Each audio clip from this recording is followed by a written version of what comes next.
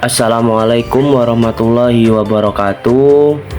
Selamat pagi anak-anak. Pada kesempatan pagi hari ini Bapak akan menjelaskan terkait dengan materi matematika di kelas 10 barisan dan deret. Pada kesempatan pagi hari ini Bapak akan menggunakan multimedia pembelajaran interaktif. Jadi sebelum nanti masuk ke materi, di sini ada beberapa petunjuk pengguna ya. Jadi biar nanti ketika akan menggunakan nanti lebih mempermudah. Di dalam penggunaan Google Slide, di sini ada petunjuk penggunaannya. Yang pertama nanti akan ada menu utama, nanti ada juga judul, terus tujuan pembelajaran, pendahuluan, materi video, terus materi, contoh soal, latihan, referensi, dan pengembangan. Nanti di situ juga akan ada tombol next untuk melanjutkan, dan juga nanti untuk back, nanti untuk kembali. Baik, sebelum kita masuk nanti ke pembelajaran barisan aritmetika, tentu yang pertama ada tujuan pembelajaran.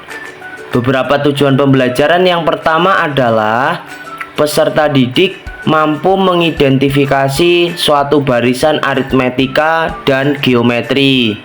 Tujuan yang kedua, peserta didik mampu mengidentifikasi deret aritmetika dan geometri.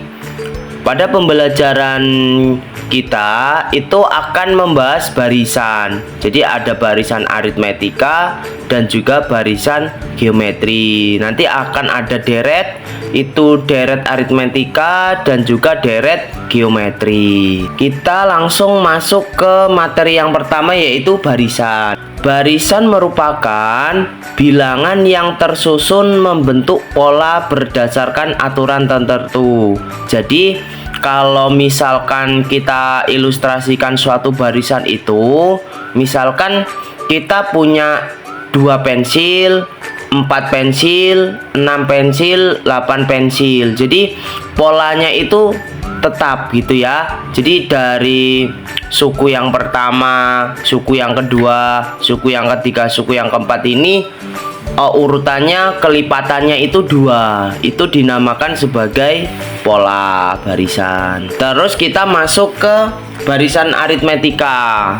Kalau untuk barisan aritmetika itu adalah barisan bilangan yang memiliki selisih yang sama di antara suku-sukunya yang saling berdekatan. Selisih ini bisa beda ya. Jadi misalkan suku yang pertama ke suku yang kedua, suku yang ketiga ini selisihnya misalkan 1, 2, 3, 4 dan seterusnya. Terus di dalam barisan aritmetika ini tentu ada rumusnya ya. Jadi untuk mempermudah kita dalam menyelesaikan sebuah soal, rumusnya itu UN sama dengan A plus N dikurang 1 dikali B.